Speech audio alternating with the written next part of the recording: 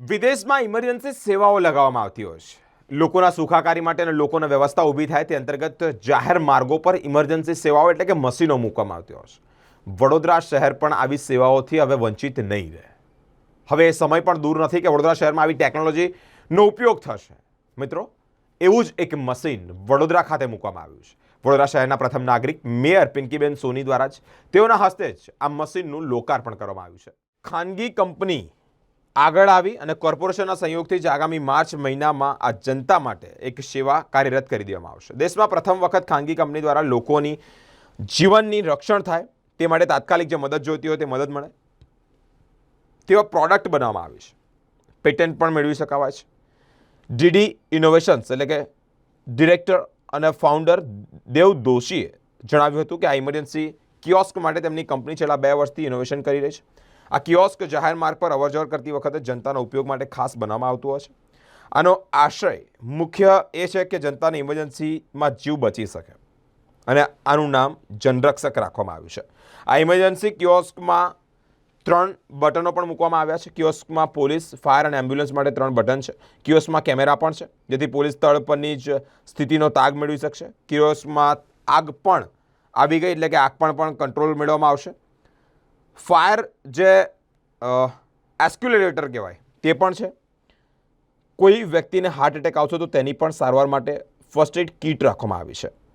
આ કીટનો ઉપયોગ કોઈ પણ આમ માણસ કરી શકશે. કોઈને હાર્ટ એટેક આવે તો CPRની સારવાર પણ ઓન સ્પોટ મળી શકે છે.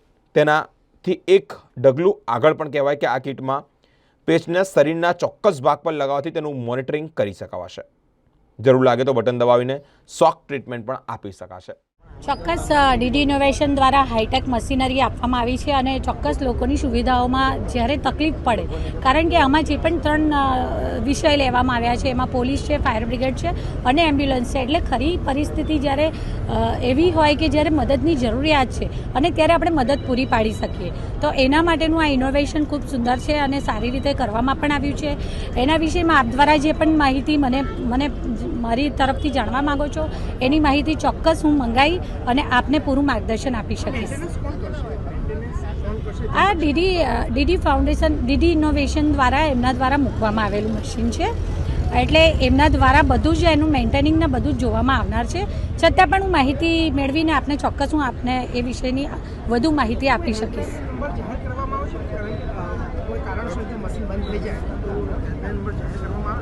એ ચોક્કસ આપણે એમને પૂછી લઈએ છીએ કે જો મશીન એનું કામ કરતું અટકે છે તો એની આગળ પછી કયો પ્રોસિજર ફોલો કરવાનો રહેશે તે ચોક્કસ દેવભાઈને પૂછી લઈશું.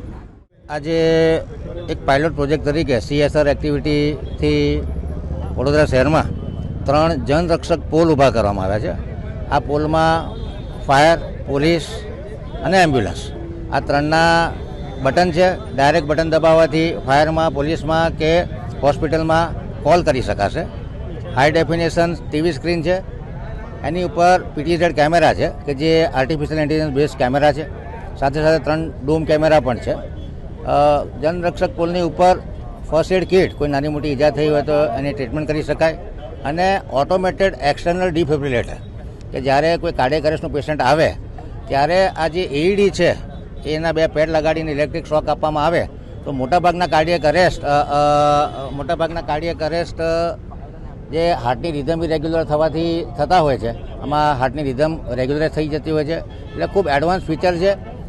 3 જગ્યાએ આ જનરક્ષક પોલ ઊભા કરવામાં આવ્યા છે. રાત્રિ બજાર, ફાઇન આર્ટ્સની બહાર અને બાયલી ફૂડ કેસલની બહાર. પાયલોટ પ્રોજેક્ટ છે.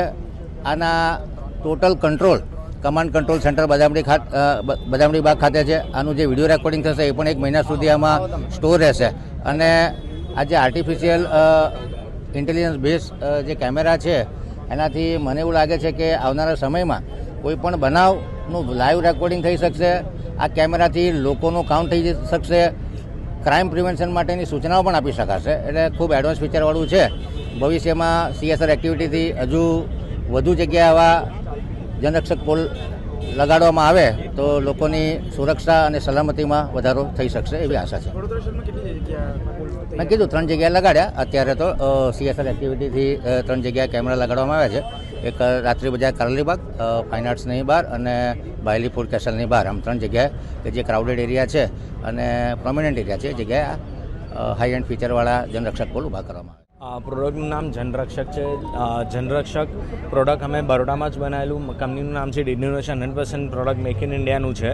આ પ્રોડક્ટમાં major it is a digitalize call box system, જેમાં બહુ જ બધી એજન્સી બહુ જ બધી ટેકનોલોજીસ કમ્બાઈન કરેલી છે. આમાં ત્રણ લો એન્ફોર્સમેન્ટના કોન્ટેક્ટ છે, નંબર્સ છે. જે રીતે first is ambulance, fire and police. કોઈ પણ સિટીઝનને પ્રોબ્લેમ હોય તો એ બટન દબાવ ડિરેક્ટલી આ લોકો સાથે વાત કરી શકે, એજન્સી સાથે, એજન્સી એમની સિચ્યુએશન જોઈ શકે. કોઈ પણ સિટીઝનને આજે એક એક્ઝામ્પલ આપું, પોલીસની જરૂર છે, પોલીસનું બટન દબાવ પર ડિરેક્ટલી કોલ પોલીસ કમાન્ડ સેન્ટરમાં લાગી જશે અને ત્યાંથી પોલીસ એમની સિચ્યુએશન જોઈ શકશે, વિડીયો કોલમાં વાત કરી શકશે, pre and post recording store થશે. આમાં સેમ એમ્બ્યુલન્સ અને ફાયરની પણ એ લોકો કોલ કરી શકશે અને એ રીતે હેલ્પ લઈ શકશે. આમાં 3 એપરેટસ છે. One is primary health care માટે ફર્સ્ટ એડ છે, કે કોઈને પણ એક્સિડન્ટ ક્યારે પણ થઈ જાય તો અહીંયા તરત એમને ફર્સ્ટ એડ મળી જશે, જે અમે આ ઇમરજન્સી કોલ બોક્સમાં રાખ્યું છે. આમાં ફાયર એક્સટિંગ્યુશર પણ છે અને એઈડી પણ છે. એઈડી ઓટોમેટિક એક્સટર્નલ ડિફિબ્રિલેટર છે.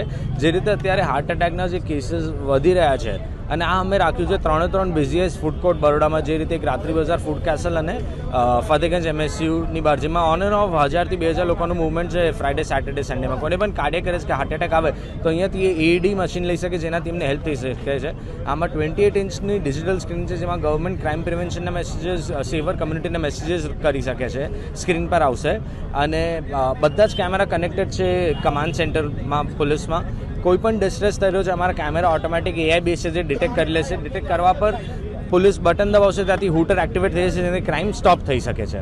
ખાસ કરીને જે મશીન છે, એ મશીન જ્યારે ક્યારેક ખોટકાય તો કેવી રીતે પરિસ્થિતિમાં એ કામ કરશે? કારણ કે મશીન છે, મશીન તો ગમે ત્યારે બગડશે. તો કોઈ ટોલ ફ્રી નંબર કે પછી કેવી રીતે? આમાં આખું મશીન ઇન્ટરનેટ IoT બેઝ પર છે. આખું મશીન અમે લોકો મોનિટર કરે છે. અમે CSRમાં આપ્યું છે, તો અમારી રિસ્પોન્સિબિલિટી છે કે મશીન અમે આખો ટાઈમ મેન્ટેન કરીએ અને ચાલુ રહે મશીન લોકોના સેફટી માટે.